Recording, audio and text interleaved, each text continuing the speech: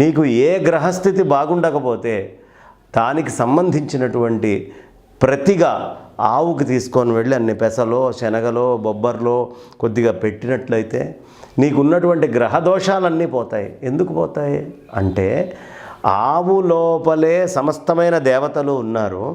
ఆ దేవతలందరూ వరాలు ఇవ్వడానికి సిద్ధంగా ఉంటారు. ఒక్కసారి ఆవు సంతృప్తి పడ్డదా, ఇంత తిని ఆవు లోపల ఉండే దేవతలందరూ సంతృప్తి చెందుతారు. సంతృప్తి చెందినటువంటి దేవతలు నీకేం కావాలంటే అది ఇస్తారు. దీంట్లో అనుమానమే లేదు. ఏం కావాలంటే అది ఇస్తారు.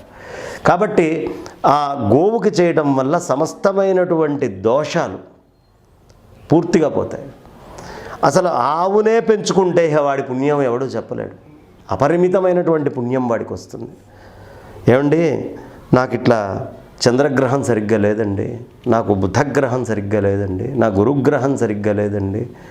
నీకు ఏ గ్రహం బాగుండకపోయినా ఆవు దగ్గరికి వెళ్ళి ఆ ఆవుని చక్కగా గంగడోలు నిమిరి అంత ఆవుకి తినటానికి యోగ్యమైన చాలామంది పెట్టేయండిరా అని ఈ మధ్య టీవీల్లో ఎవరు పడితే వాళ్ళు ఆవుకి బెల్లం పెట్టండి.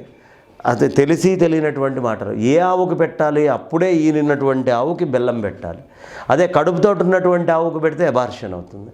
ఇది తెలియకుండా ఇష్టం వచ్చినట్టు టీవీల్లో చెప్పడం, మాకు మా గురువుగారు చెప్పారండి, మా అయ్యగారు చెప్పారు, అందుకని మేము తీసుకొచ్చాం, ఆవుకి బెల్లం పెట్టాలి.